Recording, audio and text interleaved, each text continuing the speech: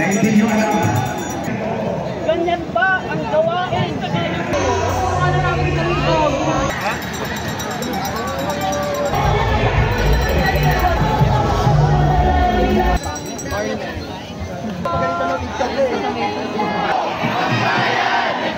Ang korupsyon sa ating bansa, lalo na po ba?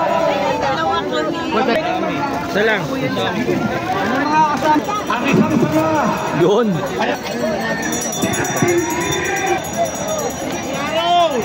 Ang kurang-kurtan ng mga opisyado sana dito sa Pilipinas. So, marami nakukulong. Ay, ang Sipolo Pilipino! PRO Consortium for People's Pagbaha na nararanasan natin. Alam naman natin.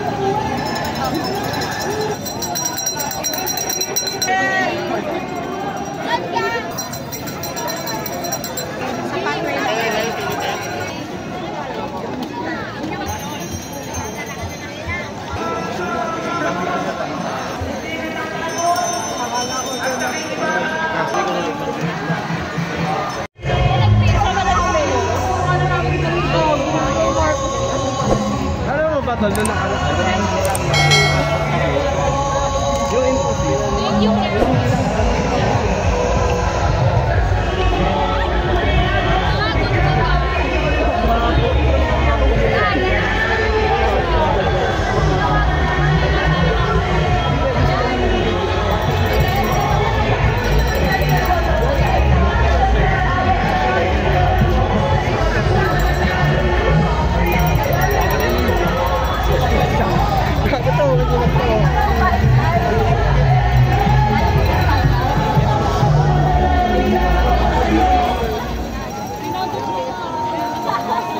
Kabayan!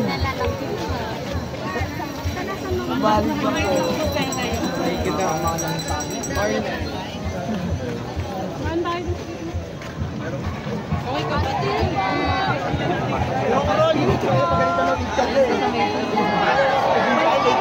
Mabuhay ang kabataan! Ang tao! Ang bayan! Ngayon ay lumalaban! Grabe na ang korupsyon sa ating bansa. Dati, nasa ilalim ng lamesa ang pera. Ngayon, Ibabaw na! nasa ibabaw na! Lantara na! Mga kasama, ang korupsyon sa ating bansa, lalo na sa flood control project, ay parang puno ng mula talbos hanggang ugat. Sir. Hindi po, isa lang, isa lang. Sir. Personal po po nga. Hindi pwedeng Isa lang. mga kasama ko.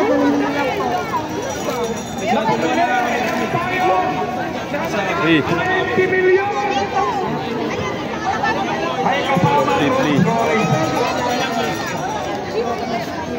ang mga sanga ay mga DPWA, Kongreso at Senado at iba pang So opisyal. libre lang, walang bayad. Pero may dalawang malaking sanga ang nagawa sa control project. Ang isang sanga Yun. ay ang bayagag at ang talo po na nag-insert ng 200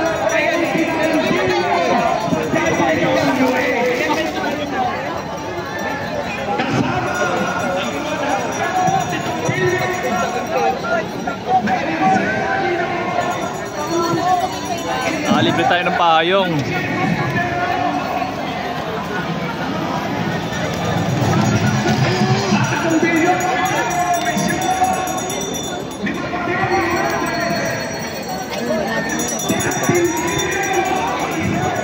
Yan o.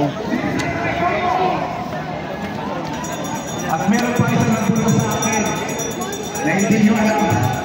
12 billion!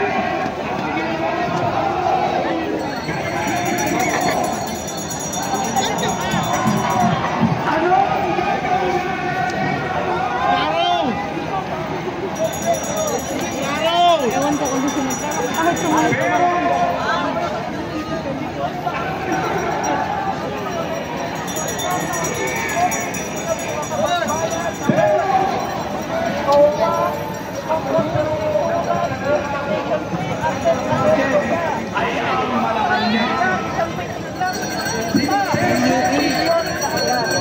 Kaya kami sa Ibayong Dagat kahit wala kami dito inspiration, kami rin ay malakas na lumalaban laban sa kakurak-kurakutan ng mga opisyado natin dito.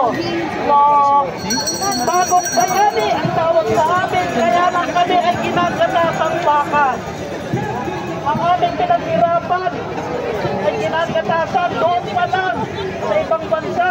Ginagatasan din ang aming pamilya dito sa Pilipinas. So, ano dapat ang trato ng bagong bayani? Dapat hindi kinukutunan. Dapat binibigyan ng recognition. Pero anong hinaharap namin? Maraming nai-scam. Maraming naman sa sexual harassment. Maraming nakukulong. Maraming bibiktima ng human trafficking at illegal recruitment. Ganyan ba ang ginagawa ng isang gobyerno Latino na binabayaran ng quiz? Ganyan ba ang gawain ng isang politiko na nagpapasasa sa kanyang mga kapulas? So kami po bilang mga manggagawa overseas Filipinos, hindi lang OFW, ay nakikisa sa lahat ng taong bayan na lumalaban sa korupsyon. Mabuhay ang Antipolo Pilipino!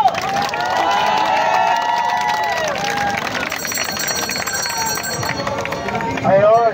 Sige, salamat sa Migrante International. Ayun. Sige po, ngayon naman makakakinig naman tayo ng discussion para palalimin ano ba yung mga disaster na yan, ano yung baha, etc. Lampas lang sa simpleng mga natural phenomenon, paano ba natin ito iiwasan o bakit hindi natin naiiwasan dahil sa corruption. So, may mga kasama tayo mula sa CPDDR o Consortium for People's Development Disaster Response. Ayan, hello, magandang umaga po sa ating lahat. So, ako po si Robby mula sa Consortium for People's Development Disaster Response. Ayan, kung mapapansin natin, ramdam natin kung ano kalala yung mga pagbaha ng mga nakaraang buwan, ano? Sino dito mga binabaha? O binahana? Ayan, yung mga hindi pa binabaha sa atin, posible to sa mga susunod pang mga taon. Babahain na rin tayo. No? Itong mga kalamidad, mga pagbaha na nararanasan natin, alam naman natin na matagal lang nagbabaha, matagal lang may kalamidad. Pero bakit habang tumatagal, mas lumalala pa? No? Isa sa yung mga hindi lumalabas sa media, yung kung paano waring children, kung paano nakakapinayas sa environment natin, pati yung mga pag-ibigam, ganyan. Kaya bilang relief worker, development worker, dalas natin, no, yung mga relief na pinamimigay natin sa mga komunidad, nahihirapan pa tayo magpasulbot yan.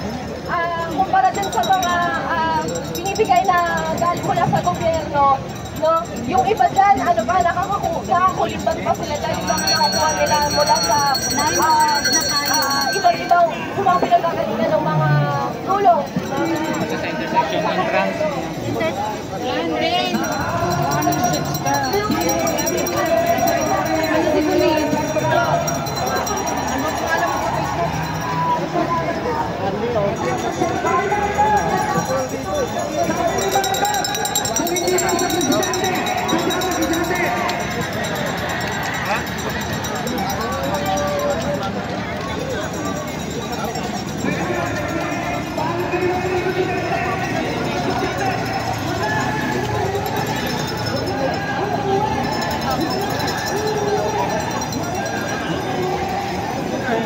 Payong mo.